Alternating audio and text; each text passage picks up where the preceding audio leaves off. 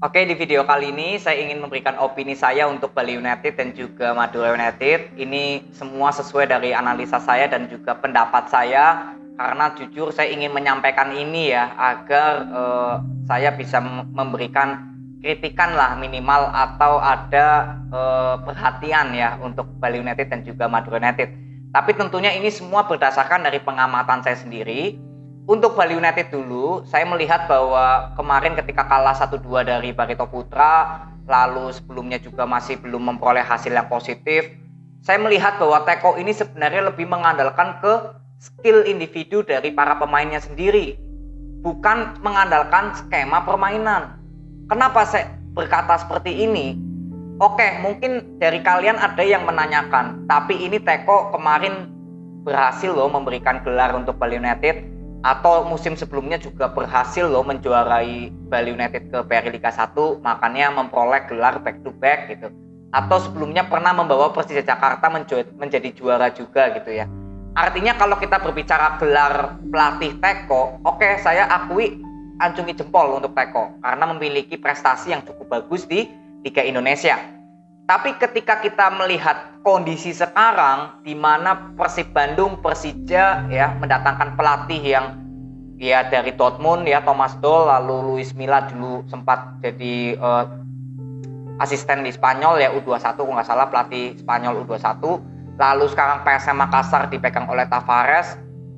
Jadi kalau saya jujur ya boleh perbandingkan, kenapa perform dari Persija, Persib, PSM ini justru bagus di musim sekarang daripada musim-musim kemarin. Karena saya melihat bahwa Persija dan Persib dan PSM ini lebih mengandalkan skema permainan, bukan mengandalkan kualitas pemain. Ini saya bukan bermaksud untuk memperbandingkan Bali United dengan Persija, Persib atau PSM ya, bukan. Tapi yang saya ingin bahas di sini adalah biar kalian juga bisa melihat di mana tim yang mengandalkan skema itu pastinya lebih konsisten daripada daripada tim yang lebih mengandalkan ke kualitas pemain. Ya mungkin untuk mengandalkan kualitas pemain ada menangnya, ada win streaknya juga. Tapi kalau berbicara konsisten atau tidak, tentunya pasti nggak konsisten kalau mengandalkan kualitas pemain. Beda cerita kalau mengandalkan skema. Kalau mengandalkan skema, kalah ya tetap pasti pernah kalah, imbang juga pasti pernah imbang. Tapi kita lihat konsisten atau tidak dalam hal mencetak gol dan kemasukannya. Kalian bisa lihat statistik dari Persib, Persija, dan PSM. Statistik mencetak golnya berapa, kemasukannya berapa, itu kalian bisa lihat semua. Itu bukti kalau tim dari tiga ini yang saya sebutkan memang mengandalkan skema, bukan mengandalkan kualitas pemain.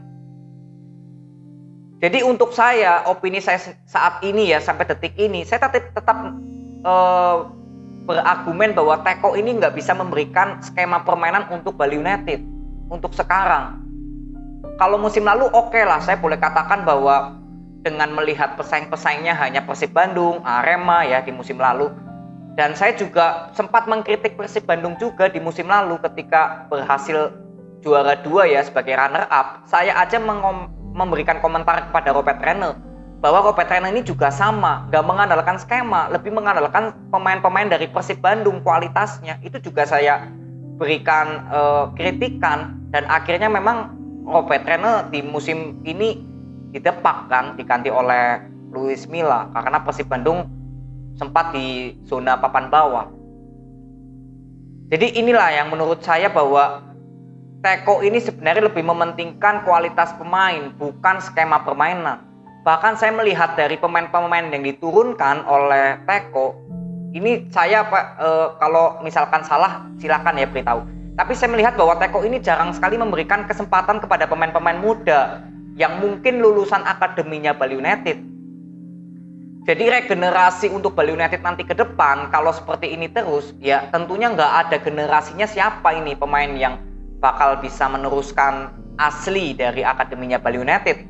Kalau terus-terusan Teko ini lebih fokus kepada pemain-pemain yang berkualitas, mendatangkan pemain-pemain yang sudah matang semua.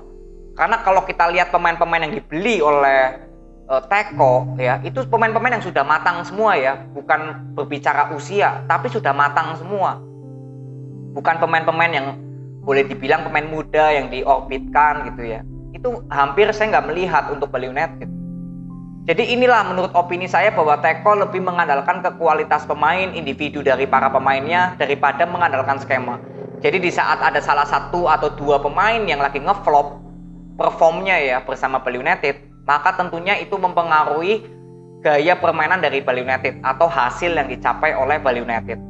Ini menurut opini saya sendiri. Jadi kalau kalian memiliki opini yang berbeda dari saya, itu bebas ya, kita bebas berpendapat, tapi tetap berikan kata-kata yang sejuk gitu ya, jangan yang menjudge atau apa, karena ini sama-sama kita berpendapat kan bebas gitu ya, kita berdemokrasi aja gitu. Tapi kesimpulan saya untuk Teko, saya rasa untuk kedepannya jika terus mengandalkan kualitas pemain dan melihat pesaing-pesaing di sebelah sekarang lebih mengandalkan skema, saya tetap berargumen bahwa mengandalkan skema itu lebih penting daripada mengandalkan kualitas pemain. Tapi kita tinggal buktikan aja nanti apakah memang Teko bisa memberikan hasil yang positif untuk Bali United di sisa musim ini atau masih bisa ada kesempatan menjuarai Beri Liga 1.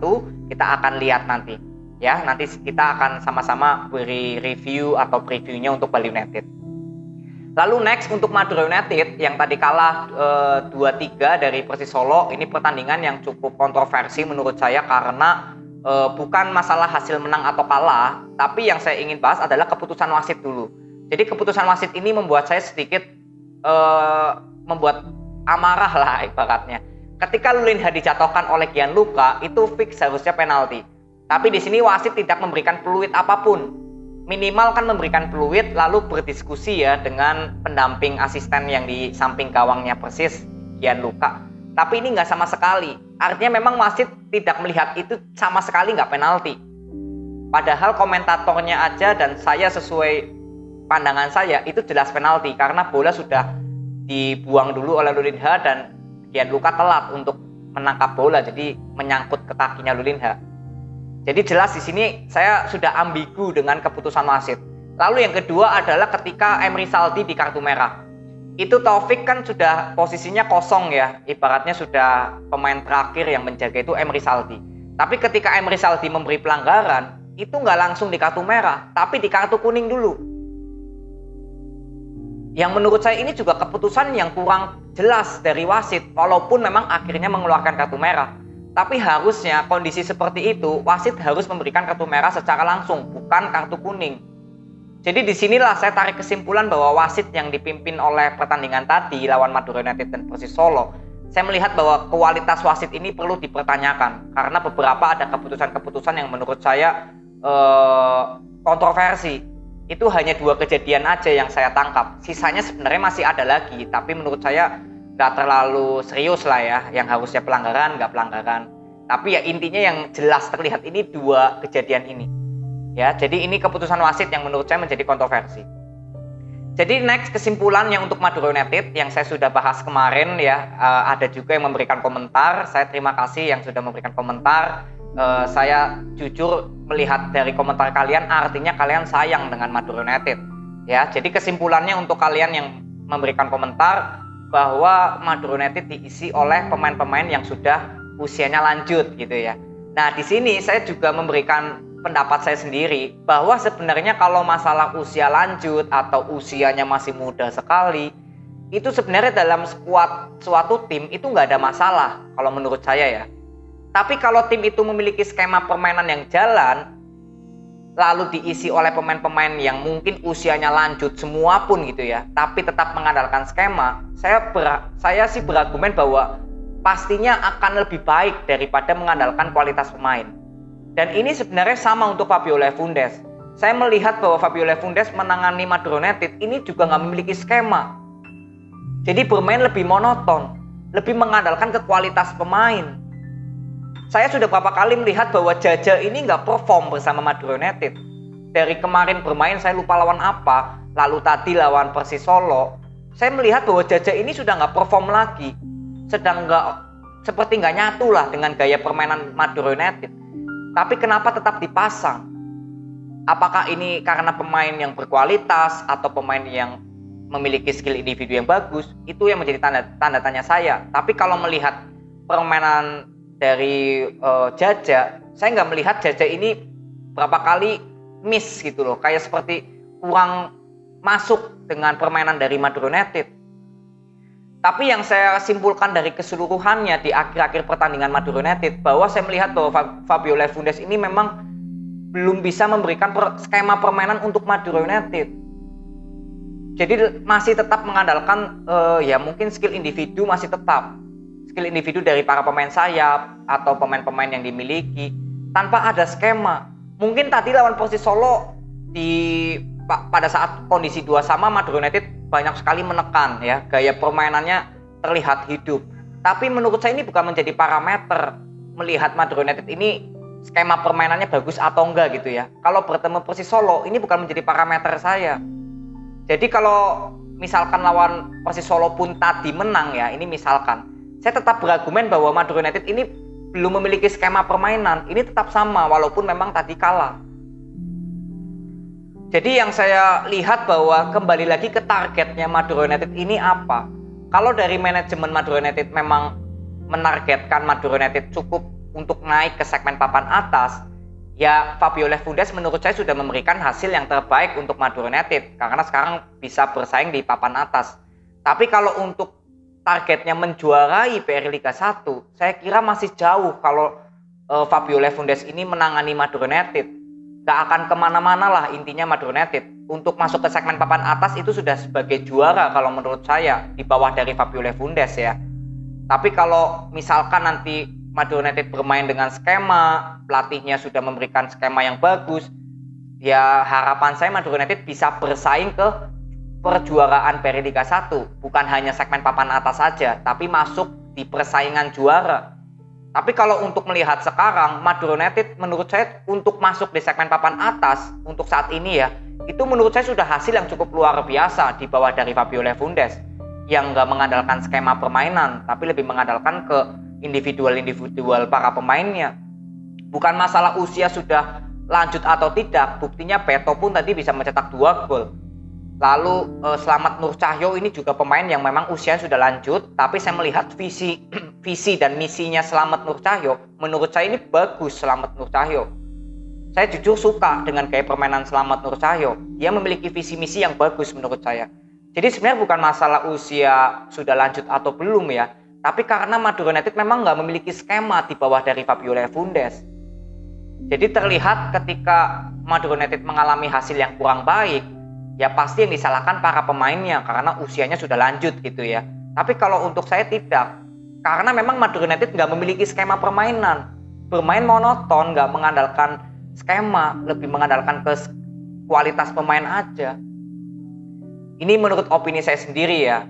Jadi kalau kita lihat pemain-pemain yang dimiliki oleh Madura United, ini boleh dibilang sudah ada beberapa pemain naturalisasi, lalu ada pemain asingnya juga berapa. Jadi kalau boleh dilihat nih skuadnya Madura United ini pemain-pemain yang sudah matang semua. Bukan masalah usia ya, tapi sudah matang. Jam terbangnya sudah tinggi. Harusnya kalau Madura United bermain dengan skema, saya kira harusnya lebih bagus lagi. Walaupun usianya sudah banyak yang lanjut ya, tapi kalau tetap mengandalkan skema, saya kira hasilnya harusnya lebih konsisten daripada sekarang. Ini menurut opini saya sendiri. Jadi kalau misalkan Fabio Lefundes ini perlu dipertahankan atau tidak, kembali lagi ke targetnya manajemen Madura United ini apa? Yang tadi saya sudah jelaskan ya, kalau ingin masuk ke persaingan juara, ya lebih baik Fabio Lefundes diganti oleh pelatih yang memang lebih memiliki skema permainan yang jelas, yang lebih mengandalkan ke skema, bukan mengandalkan kualitas pemain. Tapi kalau misalkan manajemen Madura United hanya menargetkan Madura United untuk masuk di segmen atas aja sudah bagus, ya menurut saya pencapaian Fabio Lefundes saat ini ya sudah cukup bagus dan memuaskan karena Madura United bisa bersaing di segmen papan atas. Ini opini saya sendiri, saya memang harus menyampaikan ini agar ini demi kebaikan saya juga untuk mempertaruhkan pengamatan saya untuk Bali United dan juga Madura United. Tapi yang saya harapkan untuk Bali United dan juga Madura United kedepannya bisa kembali lagi memperoleh hasil yang baik. Itu harapan saya. Ya, jadi ini aja video yang saya bisa berikan kepada kalian. Terima kasih, sampai ketemu di video berikutnya. See you.